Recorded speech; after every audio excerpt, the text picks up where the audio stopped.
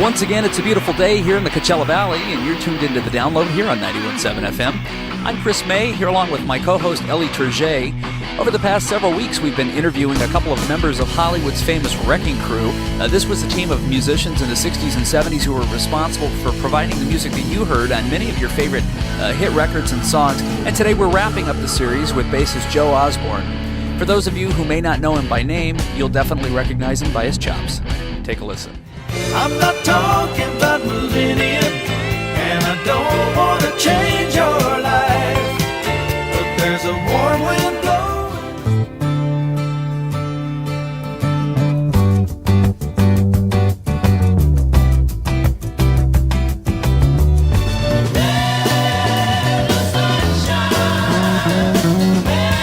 Today we're delighted to have back on the phone bassist and Wrecking Crew member Joe Osborn, all the way from Shreveport, Louisiana. Joe, how are you, man? I'm doing great. Good to hear from you. With some of the artists you've worked with, recorded with, Johnny Rivers, Ricky Nelson, that was kind of been your early days, The Fifth Dimension, Simon & Garfunkel, The Carpenters, Kenny Rogers, Harry Nilsson. Who haven't you played with, Joe? Well, I never did an Elvis record. It just never came up. I did some movie soundtracks of some Elvis movies. Uh-huh. And I actually met Elvis once at a rehearsal. He was getting ready to go to Lake Tahoe, and Jerry Sheff, his regular bass player, you know Jerry. Uh-huh. He was off with Nancy Sinatra, and I think Elvis was a little upset with that. They called me in. They did it at RCA Studio there in Hollywood, 4 days of rehearsal, and he called me in to do the rehearsal. And so that was my one and only experience with Elvis. Wow. Where were you born and raised? I just want to kind of go back a little bit in your history and some of your musical roots and influences and that kind of thing. Yeah, well, in this area, I was born in a little town called Mound, Louisiana. It's about 6 miles from Vicksburg, Mississippi. And I've been going through there lately on some things up in Clarksdale, Mississippi. And the sign, Mound, and there's nothing, still nothing you can see, absolutely not a sign of any life or building. So it hadn't grown much. Wow. What were some of your musical influences growing up? If there's not much there now, I can imagine there probably wasn't a whole lot back then. No. I really didn't get involved in anything until I was in high school here in Shreveport, and playing guitar, and started getting invited to play at some of the bars around. And so, did you have? Were your folks musical? Any siblings that were musical? Any other influence around the house at all, or was this all just something you kind of picked up on? Well, a little bit. I had some uncles that played guitar a little bit. My grandmother played that old-fashioned finger style, and nothing really advanced musically at all, but just that simple mountain music. Right. And so I had an old uncle that showed me my first chords on the guitar, and then I actually learned how to play in church. Mm-hmm.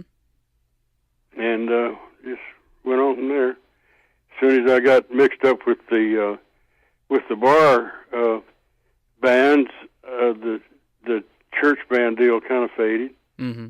And for a long time, I got back to that lately, the last few years. And now you started off as a guitar player, as I understand, correct? Before switching to bass. I never considered myself anything but a guitar player. I never did know anything about playing bass. And when I did switch, I get a lot of criticism from bass players. I switched from one night to the next. I was a guitar player, then I was the bass player. Kept the pick. I didn't know you weren't supposed to use a pick on the bass. Uh-huh. Had a lot of treble, turned the amp up. Bass players. This was in 1958. The electric bass was a fairly new instrument, and all the electric bass players, were converted upright players, trying to make their new bass sound like the upright. And so I got some some funny comment where you can't do that. The bass should be felt and not heard. Oh, interesting. Well, that's too bad. But anyway, I didn't pay any attention to that. But I was always a guitar player. Did you listen to the radio a lot? I mean, did you pick up? I mean, to start off as a guitar player and then move into the electric bass. I mean, obviously, they're played differently. The thought pattern is different, even as an arranger, as a musician, arranging your own parts and things like that. What were you influenced by in terms of radio back then? What would you have considered yourself? Well, I listened to Chet Atkins mm-hmm. and people like that on the Grand Ole Opry. Mm-hmm. And but there weren't any bass players doing anything, at the time. So I didn't listen, and I never listened to the radio. Never listened to anything really. I don't turn the radio on in the car, and I don't put on CDs or records at that time. Mm-hmm. Actually, I just went with the song tells you what to play. I would go in and learn the song and play. Right, and it's obvious from the many different records that you cut that you knew how to play. So I've seen before where people start out as guitarists and then they turn into bass players because there's a need. So for you, was that kind of the reason why you switched to the bass?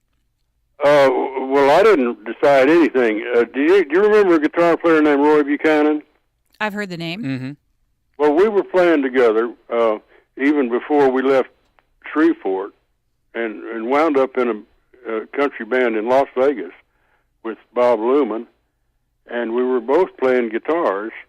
And what happened was Bob added, all those hillbilly bands had a girl singer, Mm-hmm. He added a girl singer, and she was doing some of all those old standard pop, old-time country stuff. Not old time, like old standards. Mm-hmm. I didn't know. I couldn't play those. I didn't know the chords, but Roy did. Mm. So I said, "You're going to have to take over here because I can't play these songs." So I went and bought a bass at the local store, Fender Precision, in 1958, and I was the bass player the next night, and that's how that came about. Right. No planning, no nothing. Yeah. So here you are. You've got this. You're kind of just figuring everything out, and you're in Las Vegas. Is that kind of where your career started then? And you went from there and took off.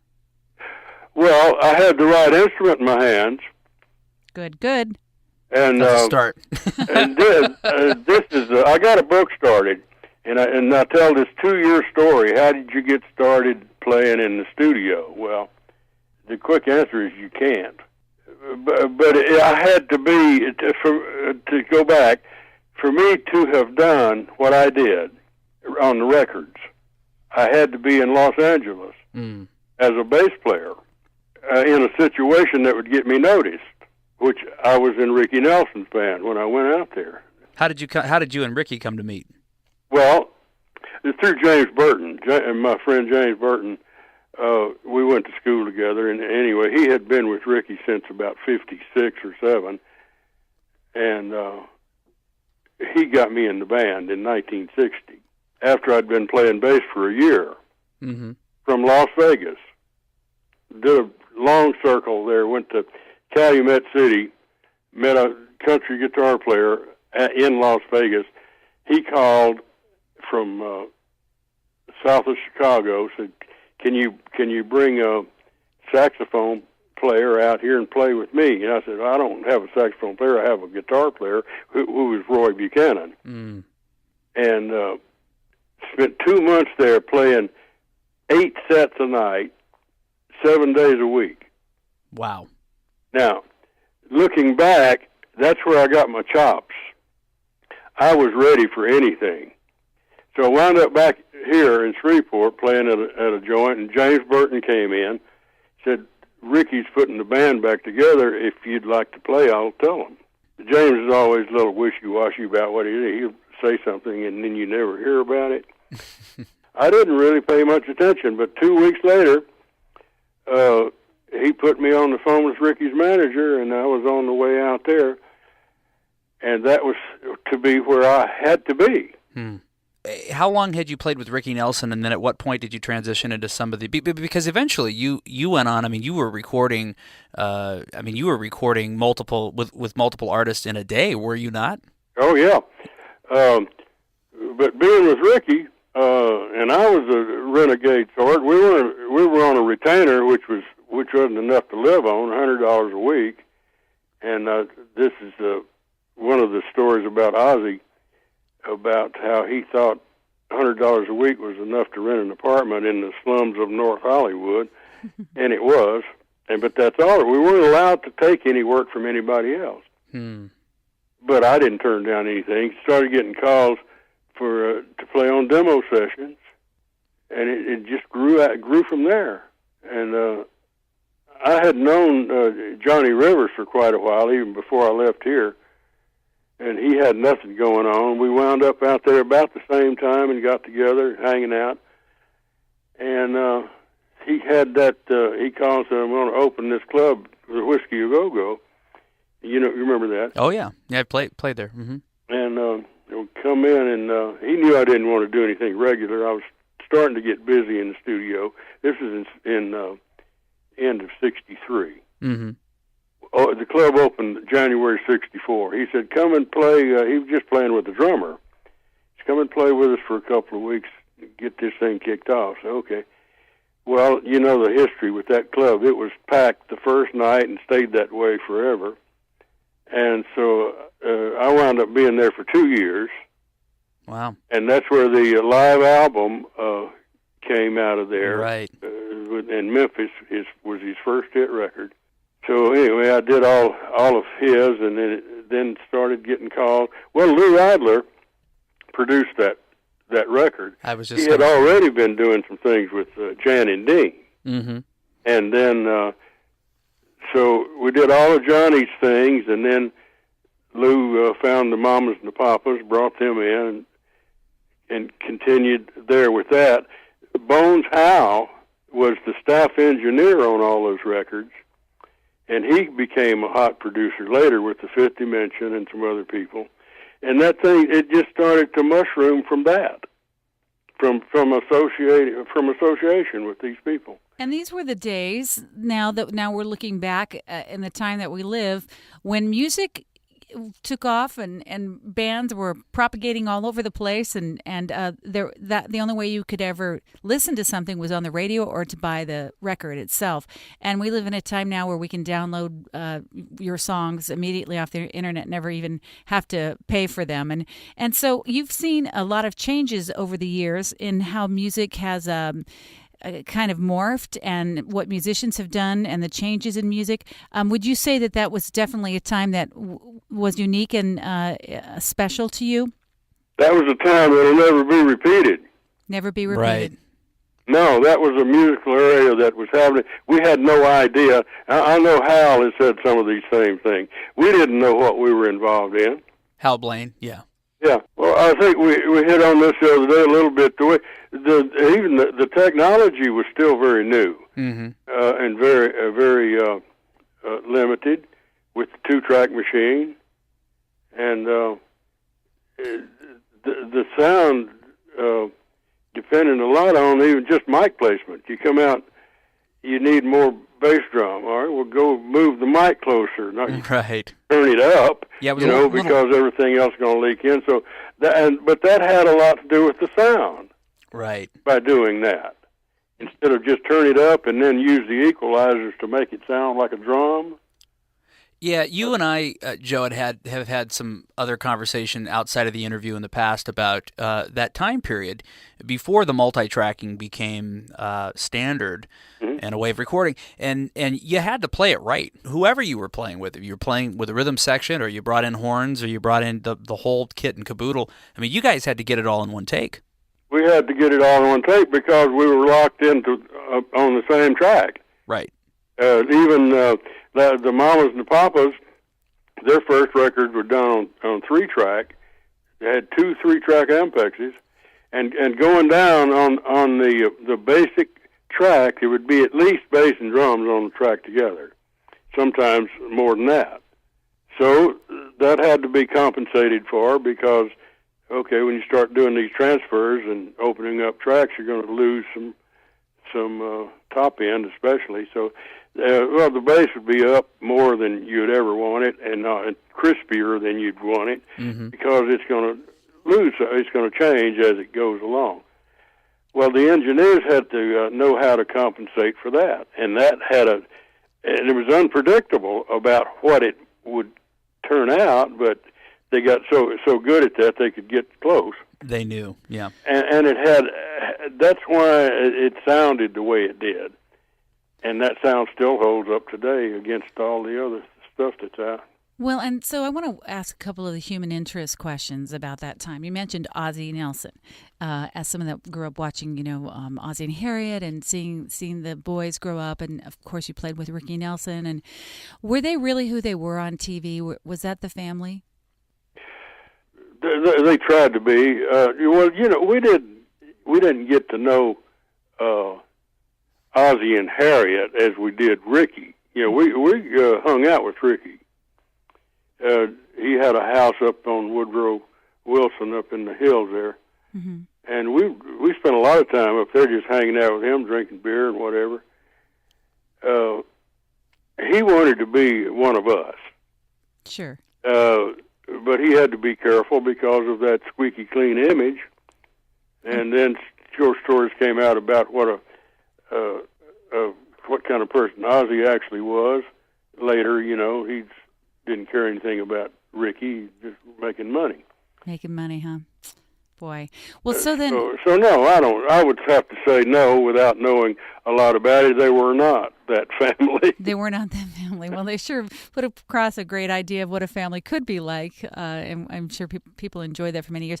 So back in those days, was there a lot of that going on? Was it just like was it pretty wild, the musicians hanging out? And I'm sure you went through periods that ebbed and flowed. I know you say you started in church. Did you end up back in church?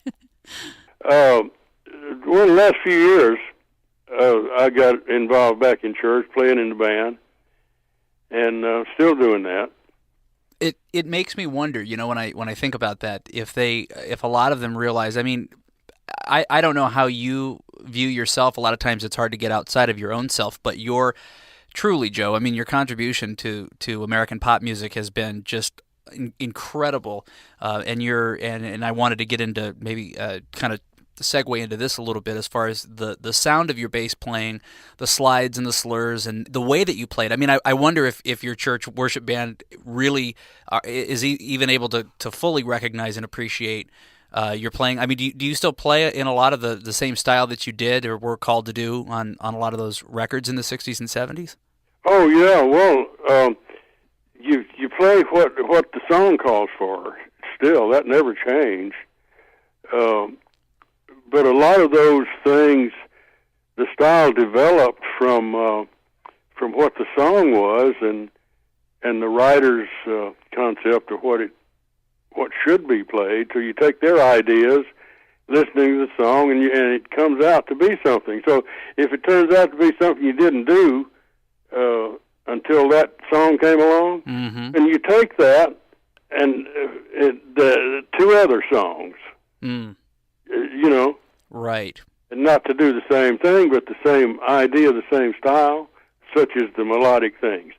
Well, that fits a lot of songs, in different ways. Even when you get into the discussion of the talk about the melodic playing, I mean, you had a style and have a style that is completely unmatched. I mean, it doesn't matter, you can put you up against anybody, and you have, I mean, where do you develop that? And here's the reason I asked. I was reading an article about the band, the 70s pop band America, and I think, and correct me if I'm wrong, there was mention somewhere along the line that a producer had asked you to play something kind of like what you did on some of the Carpenter albums and that kind of thing. And then I think of the Fifth Dimension, Let the Sunshine In, and that bass playing on the back end of that tune.